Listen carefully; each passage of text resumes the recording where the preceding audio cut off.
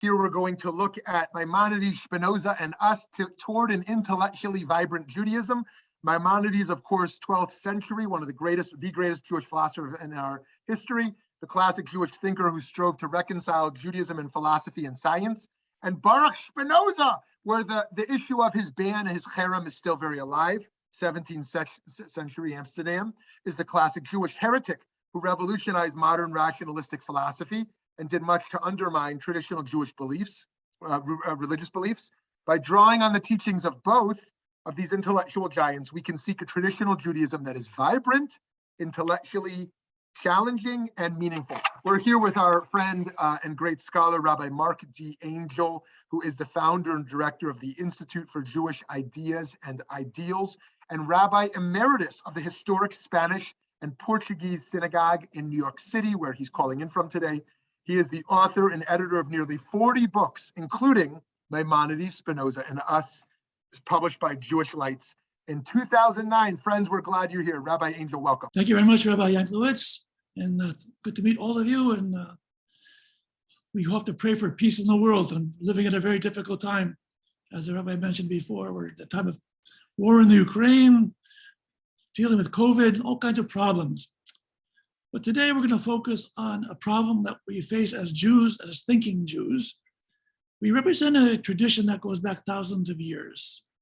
And during those thousands of years, there have been very many streams of thinking, different ways of approaching the revelation at Sinai, the miracles, the mitzvot, the commandments that we have, etc., etc. There are different ways of approaching Judaism. How are we supposed to take this vast tradition going back thousands of years and synthesize it and make it relevant and meaningful to us in modern times? Our ancestors have been successful in doing that through all the generations. That's why we're still here. But that's our job as Jews today. How are we going to make sure that there's a Judaism 50 years from now, 100 years from now, 1,000 years from now? And one of the ingredients, I think, for important ingredients for religion is the ability to think clearly, and think rationally. Of course, we have a mystical side, a spiritual side, and we're going to come back to that at some point, I think, later. But right now, I want to emphasize the intellectual part, the rational part. When the COVID crisis first broke out 2 years ago, I, probably you also, received email, flyer from rabbis in Israel with long white beards. And they said, if you just donate this many dollars, we promise you we'll pray at the kotel and you will not get COVID. Nobody in your family will get COVID. The charlatans, basically. But I thought about that and I realized that they actually made many thousands of dollars on it. It was a good gimmick. But it shows something about Judaism which is unhealthy, namely falling into a cult-like setting rather than a thinking Judaism where each person feels autonomous. I can make my own prayers. I don't need the rabbi in Israel to make a prayer for me at the kotel. I have direct access with God. Of course, I'm an angel, so yes, that's a joke. My name is Angel. But we all have the same qualities, the same ability. So two thinkers that have had a very big impact on me, and I think obviously on many, many other people, have been two people that really represent two sides of the rational coin. One is Maimonides, Moses Maimonides, who lived in the 1100s. And the other is Spinoza, Baruch Spinoza, who lived in the 1600s, 500 years later. Both of these people were thinkers of the most profound dimension, and both have had vast impacts. Maimonides has had an impact on me and anyone who ever studied in the yeshiva, anyone who ever studied Jewish philosophy. He is the greatest Jewish philosopher. No one argues with that. There's probably more books written about Maimonides than about any other Jewish thinker, without any question. He was a genius. We'll come back to him in a minute. Spinoza is the opposite in a sense. He and Maimonides shared a commitment to reason, but they had sharp differences of opinion. Whereas Maimonides drew the entire Jewish tradition to him and reinterpreted it and rebound it in a rational framework. Spinoza said, I'm done with it. I have no more use for it. I'm going to go in a different direction. So Maimonides has a a personal connection since we've been studying Maimonides since we're just very young. And Spinoza has a special attachment to me. Why? Spinoza grew up in a Spanish and Portuguese synagogue in Amsterdam. He was excommunicated in the year 1656. I was rabbi at the Portuguese synagogue in Manhattan. Our synagogue was founded in 1654. Spinoza was alive then. And I always imagined that if Spinoza had come to New York, which was then New Amsterdam, and I was pushed back in a time capsule 300 something years, I would have been Spinoza's rabbi. And I would have to deal with him. And you know what? I would have liked him. When you read Spinoza's writings, you're in the presence of a great person, quiet, not dogmatic, clear thinking, and challenging. So as a rabbi of his synagogue, I always imagine myself, what would I do if Spinoza asked me this question or that question? How would I answer him?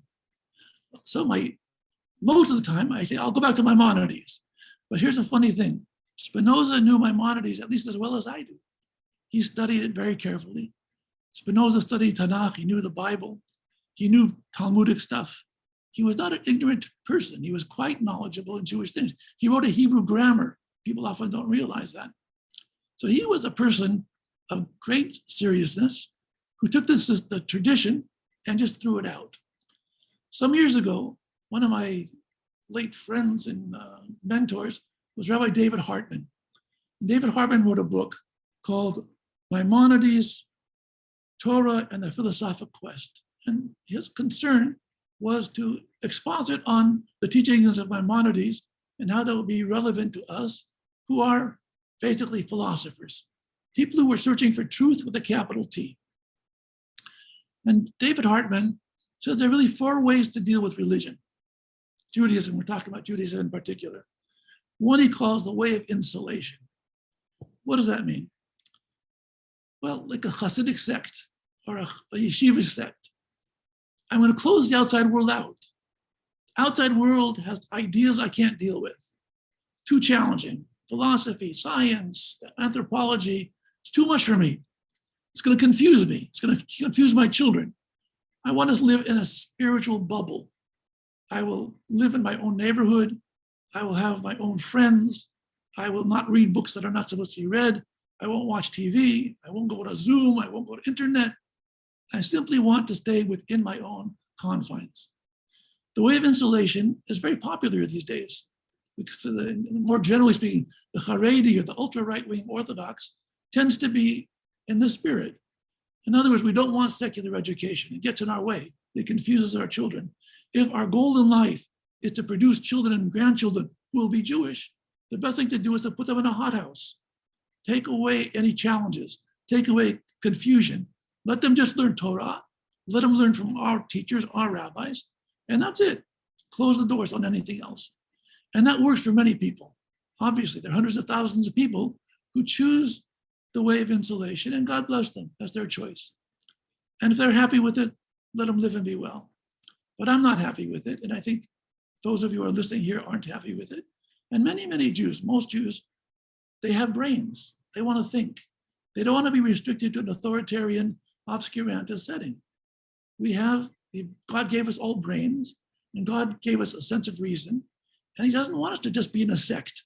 He wants us to be able to come to Judaism as free men and women with our own power of thought.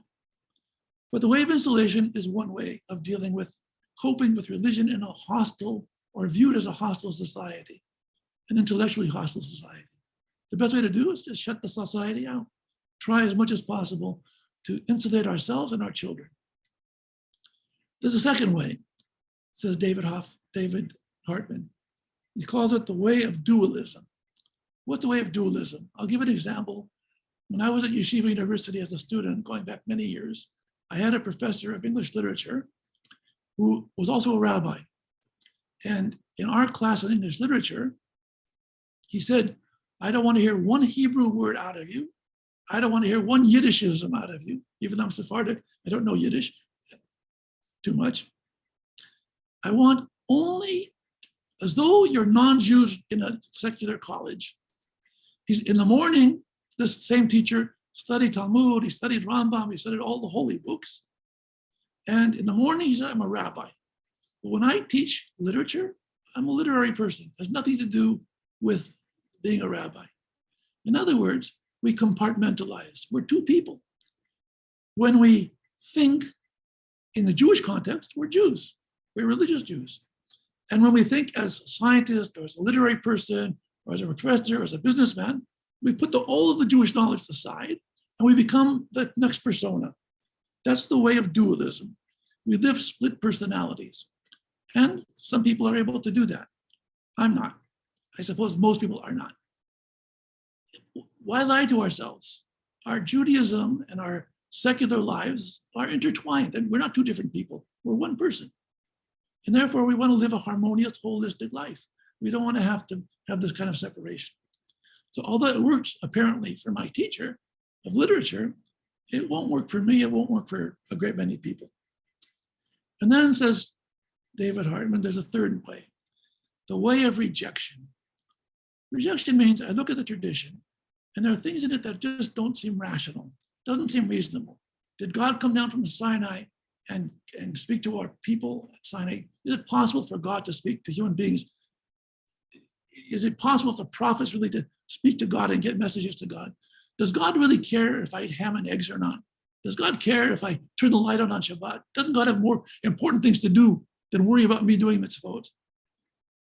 For Spinoza, he took the way of rejection. He says, if you want to believe in this stuff, it's more in the category of superstition. But if you just want to follow your brain, follow reason, you could live fine moral lives. And God is the God of nature. We don't need a personal God. You can't pray to God. God doesn't do miracles. This is for superstitious people. This is for ignorant people. But for intelligent people who are philosophers, just stick to the reason. Whatever we can prove is real. Whatever we can't prove reasonably, forget about it. It doesn't apply. That's a way of rejection. Well, the way of rejection has much to commend it, I must say. But the only thing is, it's not very good for Jewish continuity. If you're rejecting everything, you're not likely. Spinoza didn't get married, didn't have children. But for those of us who are married and have children or grandchildren, it doesn't work. You're not going to perpetuate Judaism if you reject the whole system. Some people can live for a while on ethnicity or on bagels and lox, but it's not going to last for 2 or 3 generations. It doesn't go that way. Finally, says David Hartman, there's a fourth way, and that's called the way of integration. And the classic model of that is Rambam, Maimonides. What does integration mean? Integration means we have truth with a capital T. The truth comes from one God. There's one God in charge of truth. And that God gives us different ways of getting to the capital T. One way is he gave it through prophecy. He gave us the Torah. And through prophecy, we are able to come closer to God. If I want to know God, what should I do? I pick up the Torah, I read it. That's the word of God. You can't come much closer unless you really are a prophet, but that's pretty close. You're getting exactly his words. There's truth. On the other side, God also created the universe. There's science, there's physics, there's biology. All of that's part of God also. And God created us with the brain. God created us with the ability to rationalize, to become philosophers. That's also part of God's means for us to get close to the capital T. So Rambam says it's not that religion is here and science is there, or religion is here and philosophy is there. There's such a thing called religion philosophy. It's all one thing. Why? It comes from one God. But aren't there conflicts between religion and science? Not for Rambam. For Rambam, there's no such thing as a contradiction between religion and science. You know why? Because if something is true with a capital T, meaning there's only one source it could come from. That one source is God. And therefore, God doesn't contradict himself. That wouldn't be very godly. God is always true.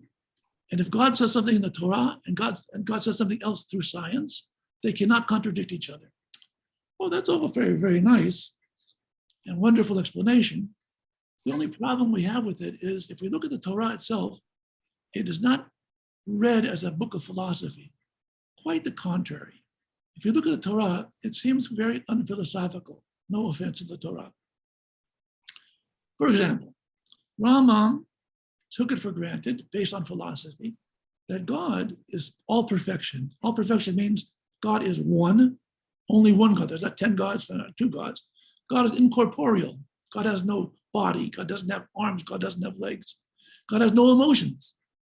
God is this infinite power, Aristotelian God, so to speak, which is really a law of physics, law of nature, very powerful being that transcends our human understanding. And yet, if we look at the Torah, God took the people of Israel out with an outstretched arm. God gets angry at us. God loses his temper. God is a jealous God. God has fingers. And in the Midrashim, God wears tefillin. God prays. What are we supposed to do with all those sources? If you're a simple fundamentalist, you'll say, okay, if the Torah says God has hands and legs and God gets angry, that's absolutely the truth. Rambam says, if you think God has hands and legs, you're a heretic and you have no place in the world to come. That's very strong language. Rambam has no mercy. Why? God, the truth of God is known through philosophy. The Torah cannot contradict philosophy. And therefore, if the Torah speaks in that language, you know what that language is? It's poetry. It's imagery. If God would give us a Torah to the 600,000 men and that many women who came out of Egypt, they were slaves. If God gave them a philosophical text, it wouldn't be possible for them to understand what it's all about.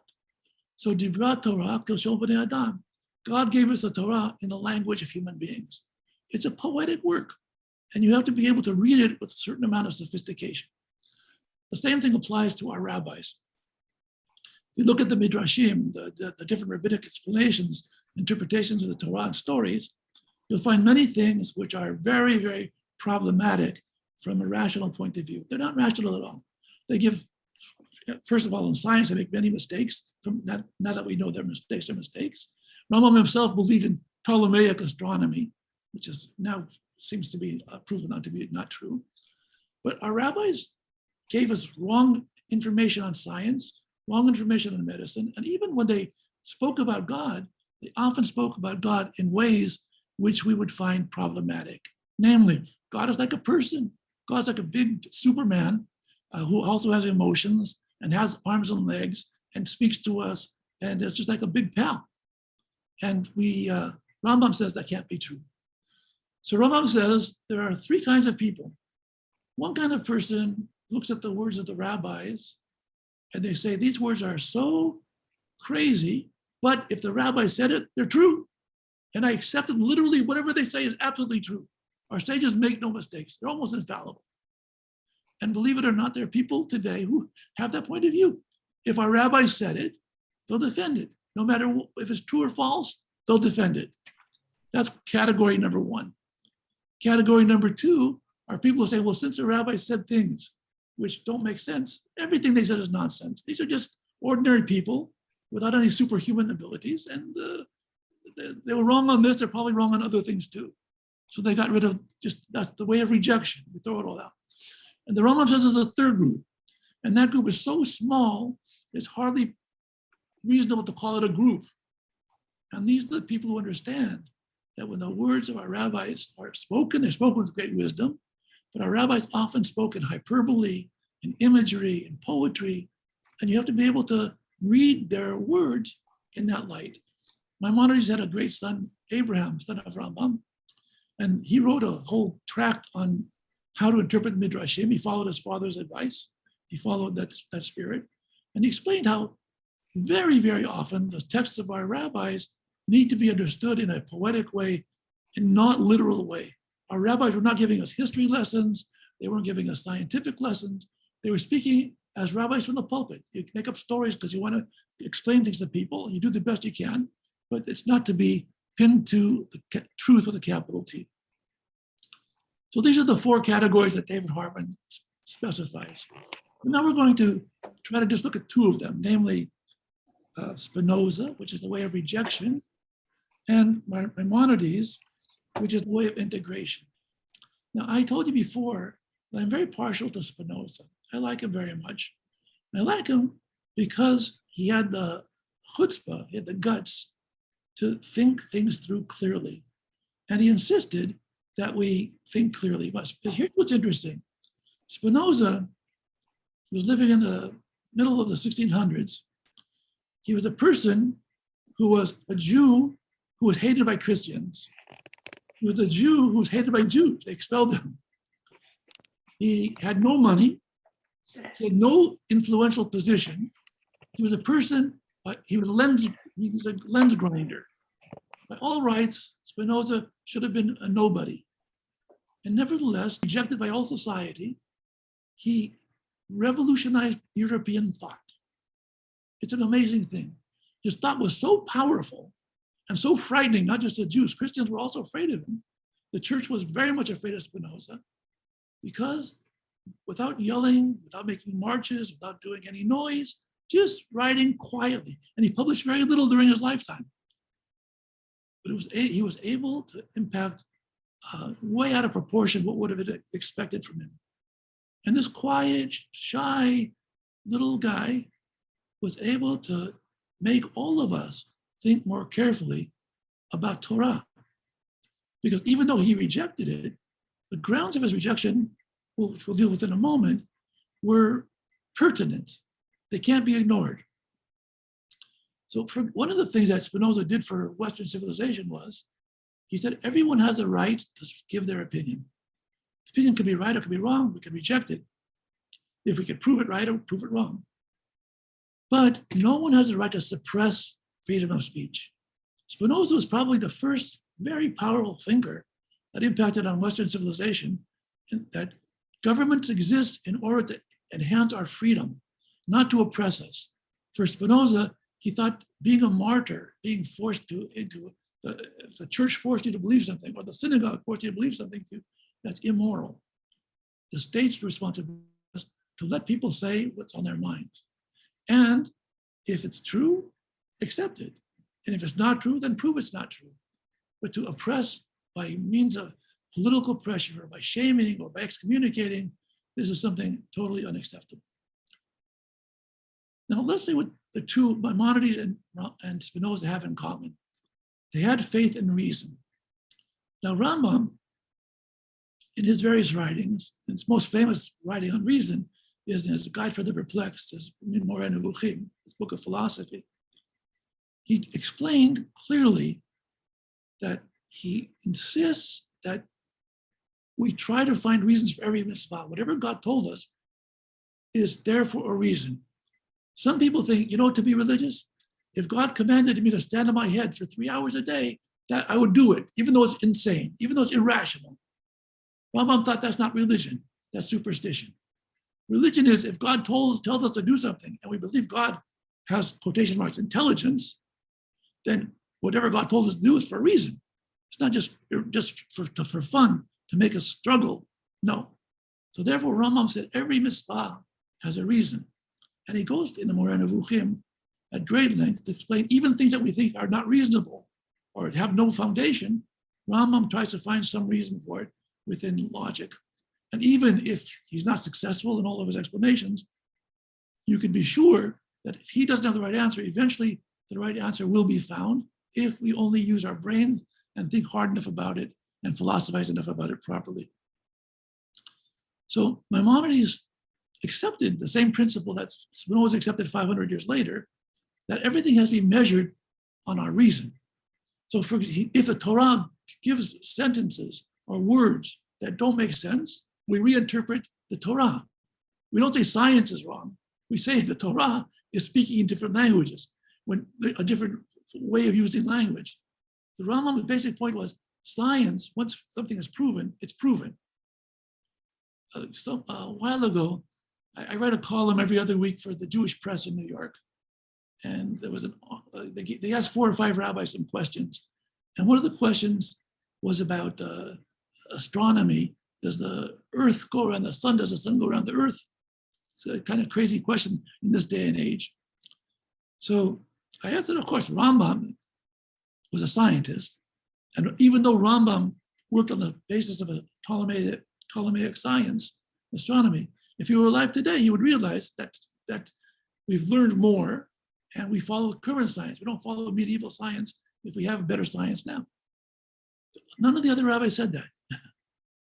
And one of the rabbis said, I would find it difficult to argue with Chazal. Our sages had a belief in the system. I'd have a difficult, yes, you'd have difficulty arguing with Chazal, but you don't have difficulty positing something which is demonstrably false. Rambam said, if something is demonstrably false, then it can't be true to the Torah. The Torah can't be teaching us something that's false. So it's an amazing thing. Now, Spinoza has trouble, doesn't have trouble, he just simply rejects the idea of a personal God because he thinks God, this is making it very simplistic, but for the sake of this discussion, basically God could be considered nature. Nature just is. Nature has its own laws, its way of system, but you don't pray to nature. Nature isn't going to change its rules for your benefit. Nature is nature. And for Spinoza, God, quotation marks, is like that. God just is, and is not subject to your manipulation. You can pray till you're blue in the face. You can't change nature, you can't change God. What's the difference between Rambam and Spinoza? The difference is this, one of the differences. For Spinoza, the highest perfection of a human being is to become a philosopher. If you just think carefully and go rationally, you'll reach the highest level of truth as far as human mind can take you. That's the best thing you could be. For Rambam, that's the second best thing you could be. The best thing to be is a prophet. What is a prophet? For Maimonides, you could not be a prophet unless you first were a philosopher, which is different than what many rabbis, pietists would say. For Rambam, you cannot be a prophet unless you also know physics and biology and chemistry and philosophy and literature and psychology and everything else. To be a prophet means you've reached the pinnacle of human perfection intellectually. Then, if you're lucky, God will touch you and say, you know, you're intellectually a perfect person and you're moral and you're righteous. Bing, I now give you a prophecy. God can communicate with human beings. Now, here's the interesting thing, which I used to have problems when I was younger. I still do, I guess. If Rambam really accepts the idea of a perfect God without emotion, without arms and legs, without feeling, this super kind of Aristotelian, Spinozistic kind of God, how do we pray to him? So I once asked it to my teacher, may he rest in peace, Dr. Feldblum, Mayor Simcha Feldblum. And Dr. Feldblum said, do you think Rambam didn't have that problem? Rambam had the problem. But do you think Rambam prayed every day? Yes, Rambam prayed every day. Oh, that's your answer. Sometimes you have to bridge your faith and your reason. With reason, why should I think that because my stocks are going down today, which along with everybody else's, I'm afraid to say, all of our stocks are getting killed. Why should I think that if I pray to God, suddenly to make the stock market go up tomorrow? What kind of chutzpah is that? Why would I think that God has nothing else to do except listen? If I pray the laws of nature for the stock market to go up, is the market going to go up? Will it make a difference? So on an intellectual level, prayer is very difficult. On a spiritual level, I have a soul. I know intuitively that there's God. I know intuitively that I have a spiritual component separate from my reason. Rambam did not dismiss the spiritual part. In fact, interestingly enough, Rambam's son Abraham was very much influenced by Muslim Sufism. There's actually a Sufi movement called Maimonides Sufism. It follows the Abraham Maimonides. So Rambam said to be perfect, you have to be a philosopher, but to be really perfect, you get a touch from God, and there's a glorious prophecy. Now, both Rambam and Spinoza had a very great difficulty with the following issue. What is the difference between religion and superstition? Actually, if you think about it, there should be a vast difference, but really, there's also a very fine line between religion and superstition. What does it mean? I'm dealing with something beyond rational. So something beyond rational could either be very, very true.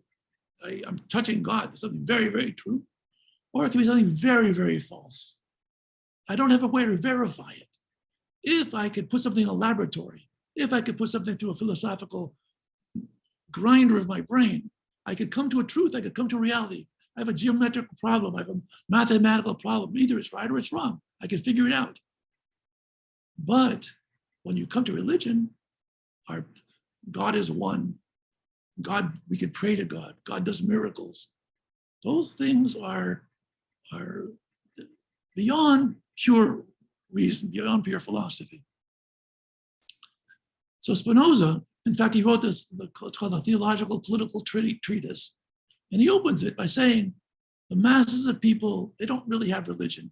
They think they have religion. They don't have religion. What do they have? They have superstition. What is superstition? Superstition is a belief that there's some kind of divine power, some kind of great power, that somehow or other we can manipulate. If I only say the right prayers, or I move the beads in the right direction, or if I do the proper incantation, or if I find a shaman or a magician, a seer that can do magic, they can make God do what I want it to do. They could cure us. If I give the right donation, I can get cured from COVID. Basically, it's magic. It's superstition, not religion. So Spinoza thinks that religion essentially is just another glorified kind of superstition. That almost everything we do or say is not philosophical. Rambam says quite the opposite. Rambam says differently. When I was in high school, way back when, I grew up in Seattle, Washington, and I attended Franklin High School. I went to public school, for which I'm very grateful. It's a wonderful school. And I had a math teacher named Mr. Bosley. And Mr. Bosley was a very tough teacher, gave us very hard problems. And in one of the advanced math classes that we took, he gave us a problem, and right next to the problem, he gave us the answer. Well, that's pretty easy. I already know the answer. So what was the problem? So now you have to, here's the problem, here's the answer. You have to work out this problem, do all the calculations until you get to that answer. If you get to that answer, your calculations were correct. If you don't get to that answer, your calculations were wrong. And you have to go back and check yourself. I like to use that as a model of Rambam's philosophy. For Rambam, we have a truth. The truth is there is God. There is one God. That God gave us the Torah. That's the truth with capital T. Now we know the answer. God gave us these commandments to observe. That's the answer. It's a T, capital T, that's the answer. How do I get from here to there? That's the process. I've got a reason. Why do I do this? Why does it make sense? How can I verify prophecy? How can I verify the meaning of the mitzvot, et cetera, et cetera? If I come to a conclusion that I rejected, I did it wrong. I got to go back to the beginning and go through the process again. If I come to the T with a capital T, I come to the right answer, then I come to the right answer. So for Rambam, religion isn't superstition. Religion is real. Religion is our way of connecting with God, this divine force. And I have a couple of Rambam that I want to just quote very quickly to you. Rambam has the following, it's in the laws of Avodah Zarah, laws of idolatry. I'm quoting Rambam now, English translation. Anyone who whispers a charm over a wound, or reads a verse from the Torah, or recites a biblical verse over a child lest the child be terrified, or one who places a Torah scroll or tefillin over an infant to enable him to sleep, these people are not only included in the category of sorcerers and charmers, but they are included among those who repudiate the Torah. Oh, what does the person do? Person has a wound, and he wants to cure the wound.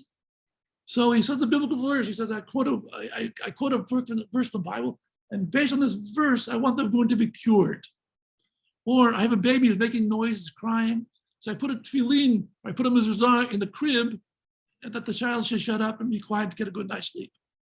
The Rambam says, not only is that not religious, those are people who repudiate the Torah. Now let's think about it. If we do that, do we think we're repudiating the Torah? We're quoting the words of the Torah. We're taking the Sefer Torah, we're taking tefillin, we're taking holy things. And what could be better than that? How can you be more religious than that? Rambam says, yes, you're taking religious symbols, but you're using them in a superstitious manner. if you use something in a superstitious manner, that's also not religion. And not only that, you're repudiating the Torah. Wow, that's a strong, strong language. He says in another chapter, the chapter on Mezuzah, chapter 5, halakha 4, he says, there is a widespread custom to write the word Shaddai on the outer side of the Mezuzah. Since it is written on the outside, there is no harm done. On the other hand, there are those who write inside the Mezuzah names of angels or names of saintly men, some biblical verse or some charms. These people are included among those who have no place in the world to come. Oh, geez. Here's people have a Mezuzah. It's an amulet with a Shema in it. You put it on your door as a sign that your house is a holy house. When you walk in and out, you remember God. What could be more holy than a Mezuzah? And to make the Mezuzah even more holy, I write the name of angels in it, or I write other psukim in it. Rambam says, you do that? You have no place in the world to come. Ooh, no place in the world to come. That's pretty serious medicine. That's a big punishment. Why? What did I do wrong? Rambam says, you know what you did wrong? You treated a holy object as though it's magic. You treated Mezuzah as though it's magic. It's not magic. The Mezuzah is on your door, not as to save you, not because of some magic formula there. It's there to remind you when you walk in and out your house that there's a God in the world. Rambam says religion at its best is so pure and so purified that it does not resemble superstition in any way. And if you do something, even though you think it's religious, and it really is superstitious, he calls you a repudiator of the Torah or somebody who has no place in the world to come. That's very strong language.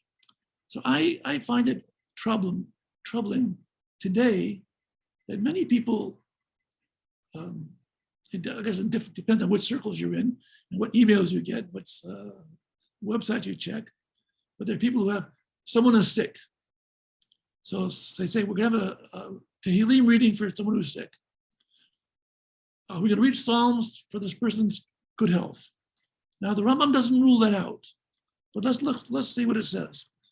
If we are reciting Psalms and it gives us consolation, and we say to the Almighty, for the merit of our reciting Psalms, have mercy on this person, that's still on the right side of superstition. That's not superstition.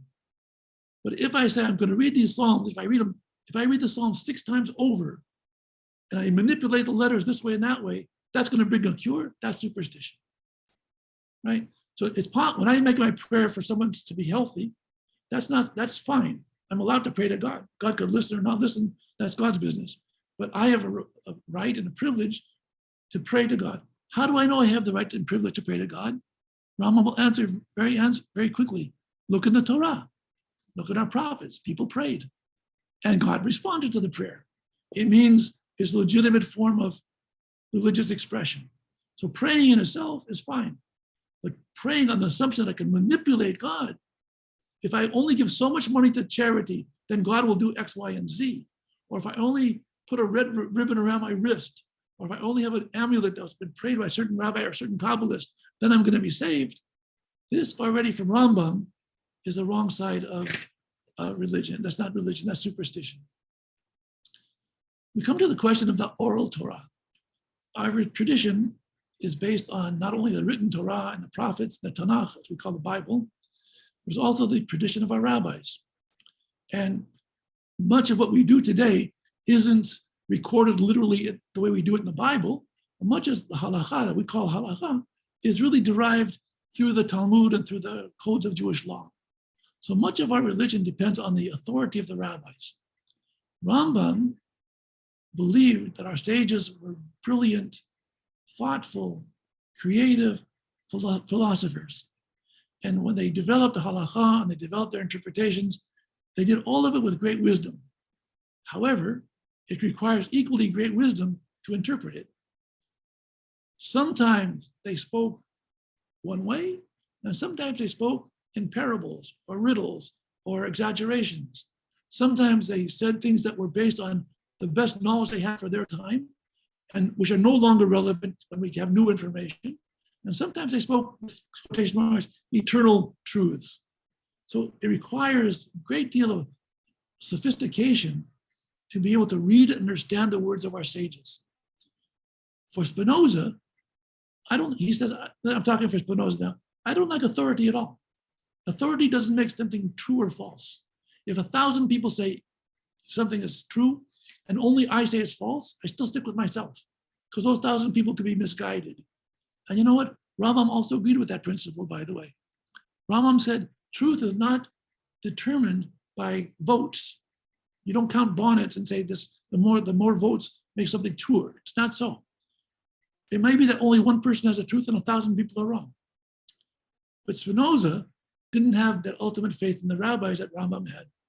Rambam came from a tradition. His father was a sage, and grandfather, he comes from a stage where he understands the rabbis were very, very serious and very learned and very committed to the cause. Spinoza didn't come from that background at all. Let me just take a 2-minute aside. We're almost running out of time. So let me just give a 2-minute aside on Spinoza. Spinoza, I think his parents actually were born in Portugal, and they were conversos. They were Catholics. They were forcibly converted. A lot of Jews were forcibly converted in Spain and Portugal during that period of time. And over the course of time, some of them were able to get out, primarily to Amsterdam, not only Amsterdam, but Amsterdam became a hub. And Spinoza's father, Spinoza was raised in a converso community, where the conversos themselves came to Judaism, but they came to Judaism after having lived as Catholics. And you can't, for example, let's say they were raised as Catholics and they come to Amsterdam and we want to be Jewish again. Okay, you have to have 2 sets of dishes, meat and milk. I don't see that in the Torah.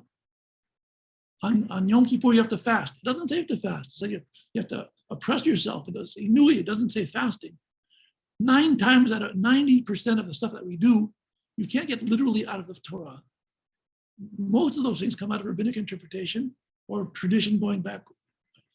Spinoza didn't have that. Rambam had all that tradition. Spinoza comes almost fresh. He learned in school as a little boy. He learned the Talmud Torah in Amsterdam, but he came from a family and whole family tradition of skeptics. They were people who were raised as Catholics. Some of those people, by the way, went back to Spain and Portugal. They said they want to be Catholics. Some of them said, I'll be Protestant. Some of them defected from the Jewish community. Many of them became very observant Jews. But Spinoza, if he were my student, I would have more gray hairs than I have now, but I would appreciate it because he would make me think through my Judaism more carefully. Rambam teaches us Judaism from the inside. He makes us stronger as Jews inside. Spinoza, great challenge is he makes us think and not take things for granted. And that's a great virtue. I think I'm a better rabbi. I think Jews are better Jews because Spinoza lived. I think our time is pretty much up. Now it's time for questions. If anyone has questions, I'm happy to try to. Amazing, amazing. Thank you, Rabbi Angel. Friends, if you want to unmute yourself, feel free to jump in with a question. I see we have an unmute from Adam Fisher. Yes, please. I would appreciate, Rabbi Angel, if you would explain a little bit more about how Rambam prayed, given his view of God, and how he did that.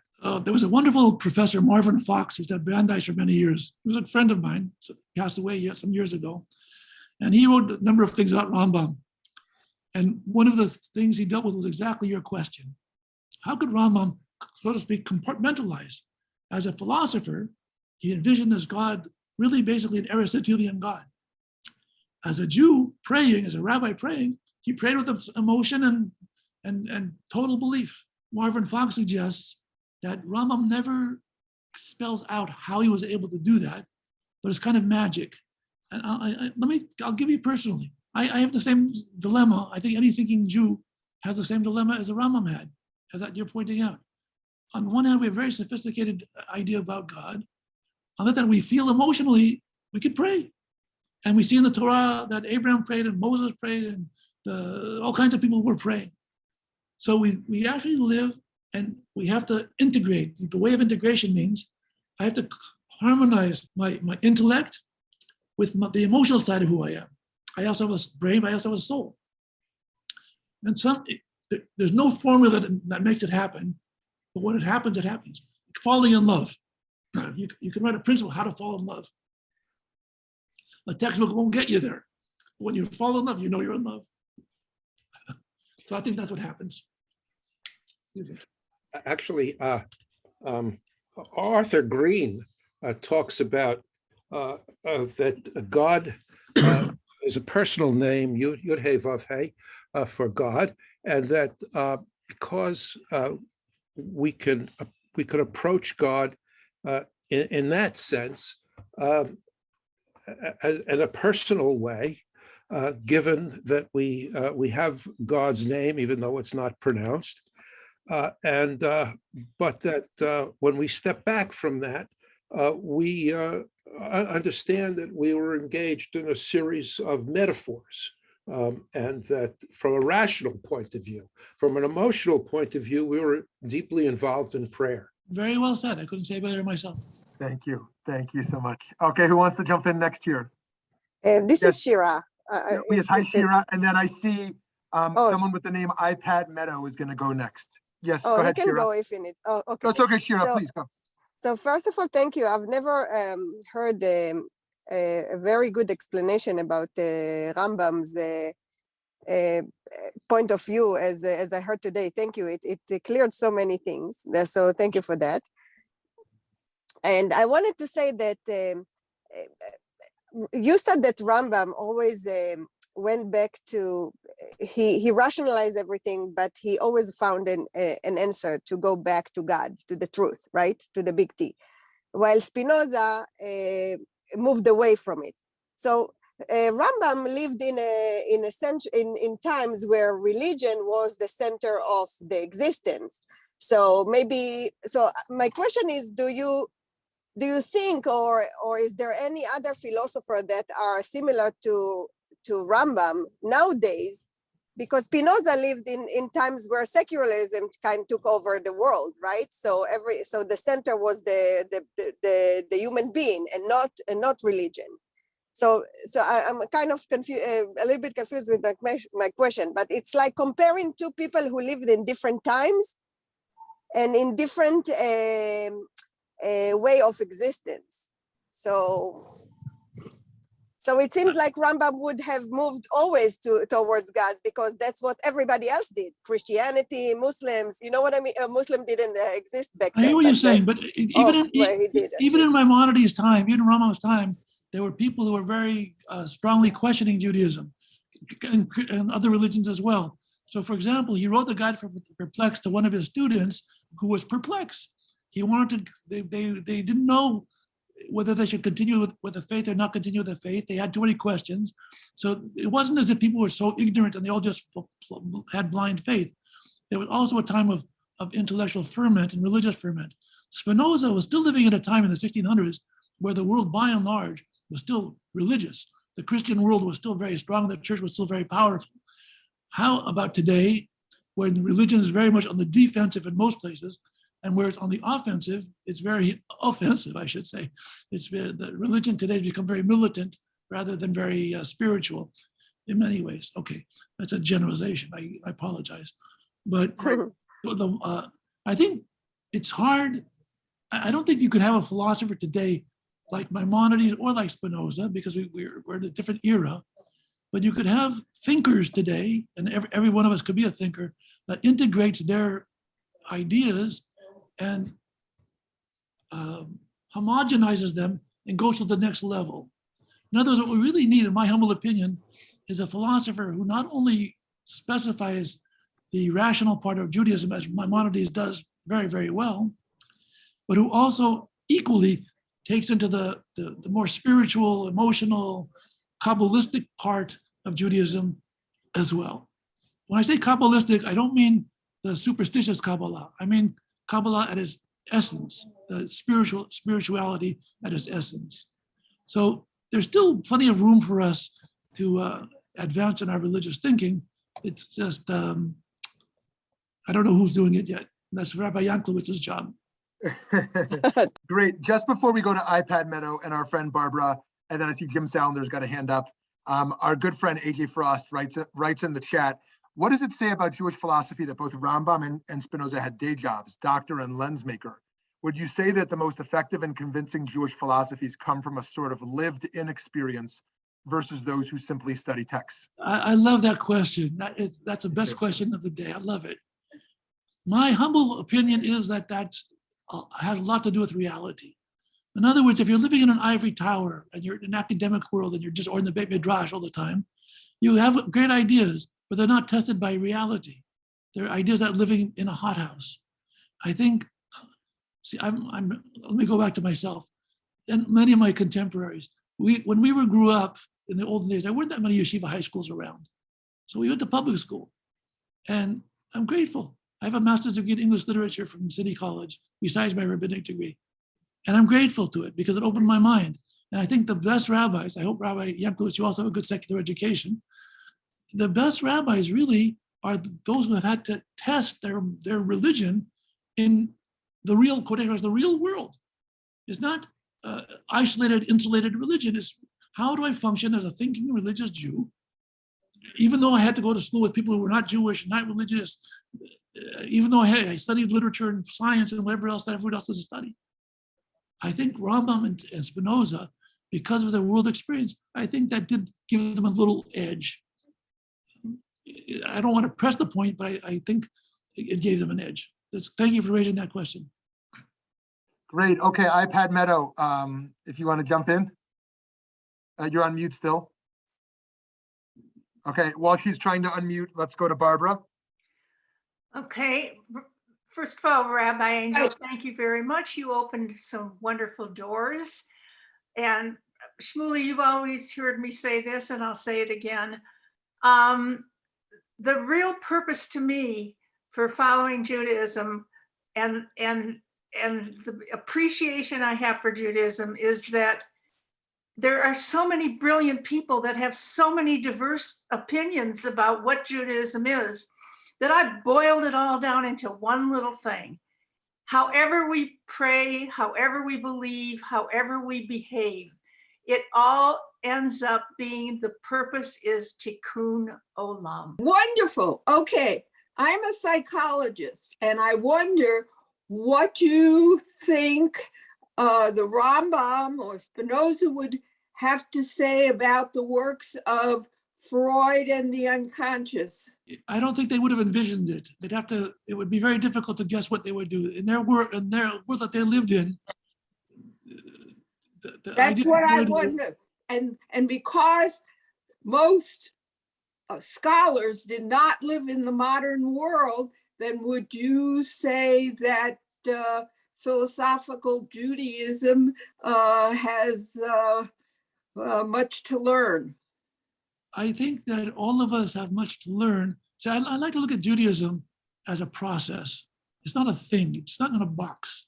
No matter how much we know 1% of what we're supposed to know. What do you think about Freud's ideas of the unconscious? I'm not a Freudian expert. I can't comment. I've read some stuff about him on dreams. I've read some stuff of his about religion and Moses. Some things I think he's got crackpot, and about Moses, I think he was a little bit off the base. And about religion in general, I don't subscribe to his stuff. However, he had insights about how the human mind works. And I don't think all psychologists agree with Freud. You know more than I do on this subject. However, my basic theory is that the more we learn, the more ideas that are brought into the process, the more we read, the more we're able to synthesize all this material and come up with something better, something new. And so I think we should look at Judaism as an open-ended book. We have lots of stuff behind us, but we also have thousands of years ahead of us. And I like to think forward, and we should draw on whatever sources of knowledge that we have. It's all to the good. Thank you. Thank you, Rabbi. Okay, we're going to go on to Jim Salander. The Musar teachers reminded us that Judaism is where the rubber meets the road, where it does in your daily life, either across whatever spectrum, your patience, your generosity, your chesed, and so forth. I can hardly hear you. I'm sorry. I said the Musar teachers have looked at this in terms of the personal, the management of the individual philosophy and the practice of Judaism on a very practical level with the various characteristics, and made a study and reminded us of the unconscious, and that we had to practice things to escape the unconscious biases that we had and learn how to behave better. And so I think that the idea that Maimonides or Spinoza have a corner on the market, I think is, I don't particularly like, I like to study them, I like to read them, because I think the real value is the struggle. That's what our value is, and that's what we should be encouraged to do, and not simply to accept, I think we should read this, we should read that, but the story of Judaism is a story of struggle, and it's the fact that we don't have the answers, but we simply have more questions, which has been the fuel that's kept the Jewish mind alive, is the continual search for questions with curiosity. Aside from that, I mean, I like your predecessor, Rabbi Soloveitchik. I think Rabbi Sachs meets the criteria that you were looking for of modern thinkers that can make the bridge. And Zalman Schachter Salome of the Renewal Movement was a huge bridge maker in terms of bringing lots of other ideas to the Jewish community and incorporating them in a very meaningful Jewish way. I'm not going to argue with you. I agree with you. One quick question though for you on Spinoza. Do you think part of his excommunication had to do with the economics of the time and the slave trade and his belief that slavery was bad? It's only hard to, 23. it's hard to guess.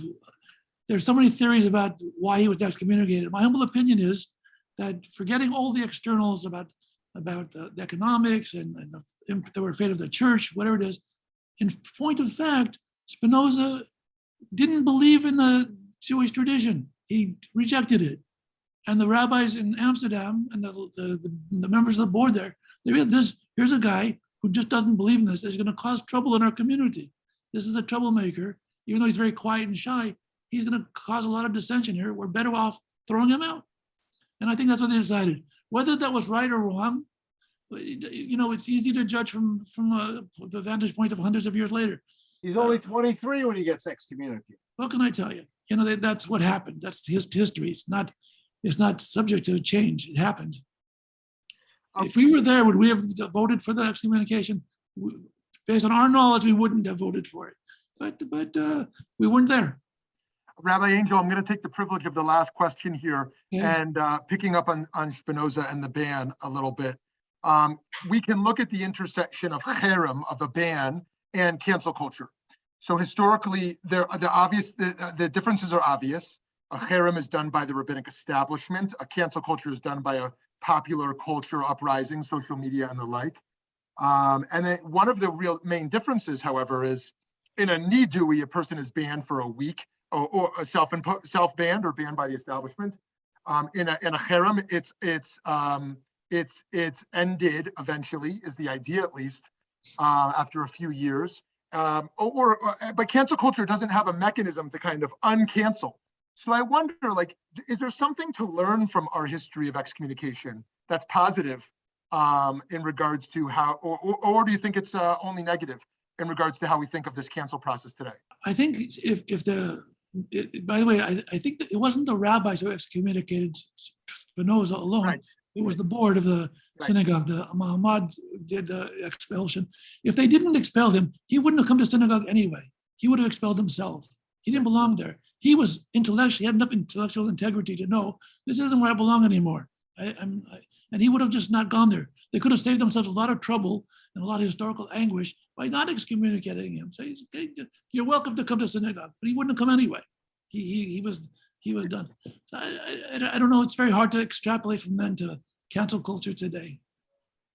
My own opinion is I tend to be on the side of intellectual freedom. I think people should think. There are a lot of ideas we don't like, a lot of ideas we do like. Let everyone say what they want to say. And if they're wrong, we'll try to point out that they're wrong. We just don't want lies. We don't want buffoonery. We don't want hatred.